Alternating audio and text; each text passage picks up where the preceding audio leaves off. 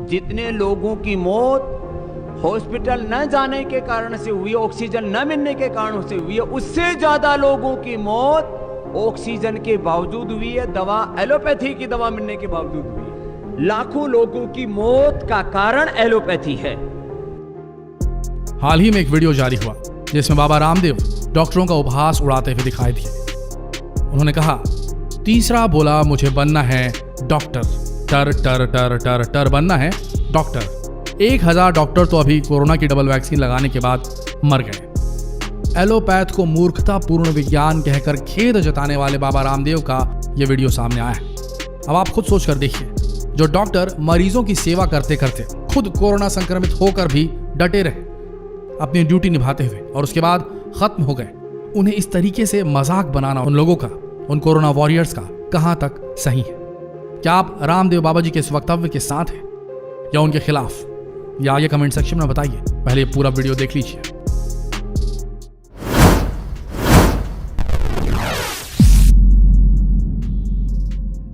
आठ साल की कच्ची उम्र, घर से स्कूल के लिए निकला बच्चा अचानक रास्ते में बेहोश होकर जमीन पर गिर जाता है। दोस्तों को लगता है जैसे उसके भीतर भूत समा गया हो। 25 साल की उम्र आते आते जब उसका गुरुकुल से मन भर गया तो वो दूर पर्वतों पर गंगोत्री के पास चला गया। वापस लौटा तो उसने अरबों का साम्राज्य खड़ा कर दिया। इतने बड़े साम्राज्य का करता धरता होने के बावजूद वो जमीन पर सोता। उसके कमरे में एसी भी नहीं। कोरोना के इस दौर में जहां देश के डॉक्टर्स भगवान बनकर लोगों की जान बचा रहे हैं, खुद की जान की परवाह किए बगैर दिन रात लोगों की सेवा में जुटे, उन डॉक्टर्स और उनके इलाज के तरीके पर अब उसने गंभीर सवाल उठा दिए। कौन है वो शख्स? धरती के भगवान डॉक्टरों पर उसने ऐसा क्या तंज कस दिया जिसने नया बखेड़ा खड़ा कर दिया? और 8 साल की उम्र में स्कूल जाते वक्त क्या हुआ था उसके साथ, जानने के लिए इस वीडियो के अंत तक बने रहिए हमारे साथ। दोस्तों, 22 मार्च 2020 ये वो दिन था जब पूरे देश ने ताली और थाली बजाकर अपने हेल्थ वर्कर्स को सलाम किया। वो हेल्थ वर्कर्स जो पिछले 1.5 साल से अपनी जान की परवाह किए बगैर कोरोना संक्रमितों के इलाज में लगे हैं। बीते कुछ दिनों से सोशल मीडिया पर कुछ वीडियोस वायरल हैं जिसमें रामदेव डॉक्टर्स का मजाक उड़ाते नजर आते हैं। जी, योग गुरु रामदेव, पतंजलि योग पीठ और पतंजलि आयुर्वेद वाले स्वामी रामदेव। दरअसल जो वीडियो सर्कुलेट हो रहा है उसमें रामदेव एक मंच पर अपने कुछ साथियों के साथ बैठे नजर आ रहे हैं। यहाँ वो पहले अपने मोबाइल पर एक मैसेज पढ़ते हैं। अपने बयान में प्लाज्मा थेरेपी के कोविड-19 के इलाज की सूची से हटाए जाने पर तंज कसते हैं। वीडियो में रामदेव कह रहे हैं, एलोपैथी एक ऐसी स्टूपिड और दिवालिया साइंस है कि पहले क्लोरोक्विन फेल हुआ, फिर रेमडेसिविर फेल हुआ और फिर एंटीबायोटिक फेल हुआ, फिर स्टेरॉइड फेल हुआ और अब प्लाज्मा थेरेपी भी फेल हो गया। रामदेव इससे भी एक कदम आगे बढ़ गए। अब उन्होंने कहा कि हाल के दिनों में कोविड-19 के मुकाबले एलोपैथी इलाज के कारण ज्यादा लोगों की मौतें हुई हैं। उन्होंने कहा कि जितने लोग कोरोना की वजह से मारे गए उससे ज्यादा लोगों की इलाज के दौरान दी गई एलोपैथिक दवाओं की वजह से जान गई है। फिर उन्होंने दावा किया कि अस्पताल में बेड न मिलने और ऑक्सीजन न मिलने से हुई मौतों की संख्या कम है। इससे ज्यादा मौतें अस्पताल में ऑक्सीजन मिलने और एलोपैथी की दवा लेने के बाद हुई, यानी लाखों लोगों की मौत का कारण एलोपैथी। ध्यान रहे कि जब रामदेव ये बातें बोल रहे थे तब वो मोबाइल पर आए किसी मैसेज को नहीं पढ़ रहे थे, बल्कि सामने बैठे लोगों को संबोधित कर रहे थे। रामदेव के इस बयान से देश भर के डॉक्टर्स नाराज हो गए। वीडियो सामने आया तो रामदेव के खिलाफ मोर्चा खोला इंडियन मेडिकल एसोसिएशन यानी कि आईएमए ने केंद्रीय स्वास्थ्य मंत्री को चिट्ठी लिखी और कहा कि रामदेव के खिलाफ एक्शन लीजिए। इस चिट्ठी में आईएमए ने कहा कि अब तक 1200 से ज्यादा डॉक्टर कोरोना की वजह से अपनी जान गंवा चुके हैं। साथ ही ये भी कहा कि मॉडर्न एलोपैथी पर कीचड़ उछालने जैसा है। डॉक्टरों की नाराजगी और विवाद बढ़ता देखकर हेल्थ मिनिस्टर डॉक्टर हर्षवर्धन भी सामने आए। उन्होंने रामदेव को नाराजगी भरा पत्र लिखा। हेल्थ मिनिस्टर की चिट्ठी में लिखा था कि रामदेव ने अपने बयान से कोरोना योद्धाओं का निरादर कर देश भर की भावनाओं को गहरी ठेस पहुंचाई है, इसलिए उन्हें अपना आपत्तिजनक वक्तव्य वापस ले लेना चाहिए। डॉक्टर हर्षवर्धन ने यह भी लिखा कि आपका यह कहना बेहद दुर्भाग्यपूर्ण है कि लाखों कोरोना मरीजों की मौत एलोपैथी दवा खाने से हुई।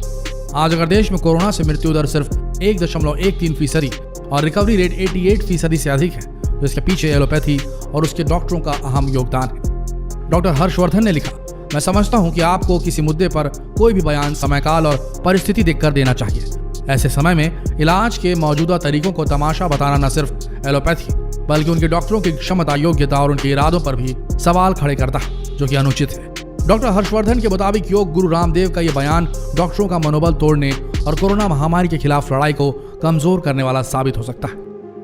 हर्षवर्धन की चिट्ठी के बाद बाबा ने अपना बयान वापस ले लिया।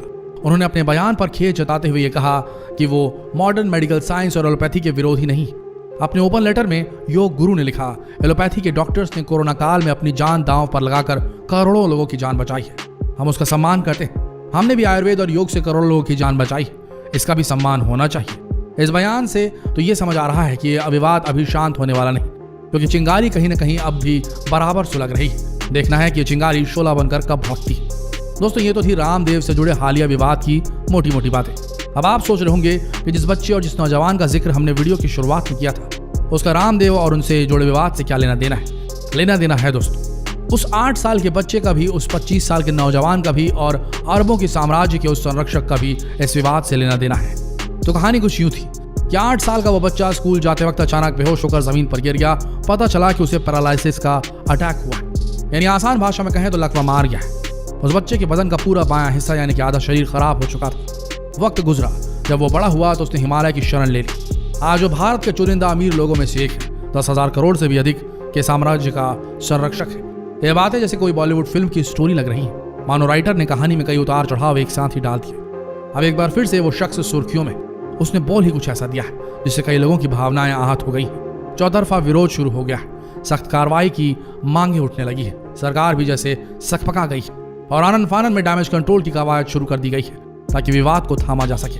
लेकिन यह भारत है मेरे दोस्त, यहाँ पर एक बार आग लगी तो समझो लपटे आसानी से नहीं बुझने वाली। जुबानी हमलों का गोला उधर से आएगा तो दूसरा इधर से जाएगा। आम आदमी पिसता है तो पिसता रहे। आप भी सोच रहे होंगे कि कौन है वो 8 साल का बच्चा जिसे लकवा मार गया? वो कौन है हिमालय के रास्ते देश का बड़ा बिजनेसमैन बन गया जो, और उसने ऐसा क्या कर दिया जिसने सीन में सरकार को भी घुसने पर मजबूर कर दिया? दोस्तों, दरअसल वो 8 साल का बच्चा तब का राम किशन है। वो राम किशन जो हिमालय पर चला गया और जब वापस लौटा तो योग गुरु रामदेव बन गया।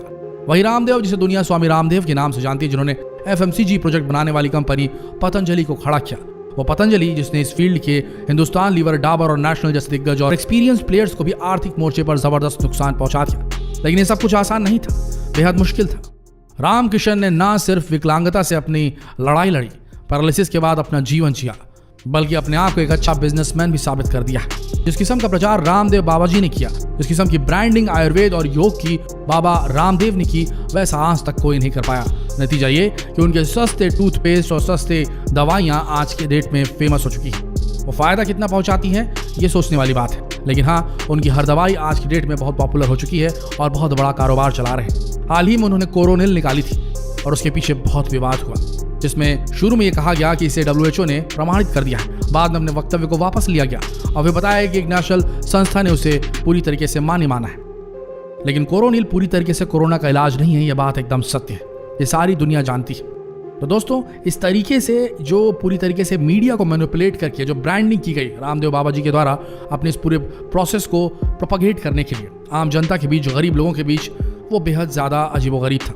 हालांकि उनके कुछ प्रोडक्ट्स अच्छे भी हैं, उनकी नीयत भी सही हो सकती है, लेकिन दुष्प्रचार कहीं का भी किसी का भी बेहद गलत होता है। अगर आप कहेंगे कि एक गोली खाने से आपके सारे रोग खत्म हो जाएंगे तो वो संभव नहीं है, ऐसा नहीं हो सकता। आयुर्वेद क्रिटिकल केयर के लिए नहीं बनी है। आयुर्वेद जो है वो लॉन्ग टर्म थेरेपी है और उसके बगैर वो सही नहीं हो सकती, जो भी डिसीजेस उससे रहती है। लेकिन जिस तरीके से कोरोनिल को लॉन्च किया गया, जिस तरीके से पूरी आपदा में अवसर को तलाशने की कोशिश की गई, जिस तरीके से डॉक्टरों को इस तरीके से मखौल बनाया गया, जो डॉक्टर मर चुके हैं, दिवंगत हो चुके हैं, उन पर मजाक किया गया, ये बेहद शर्मनाक था।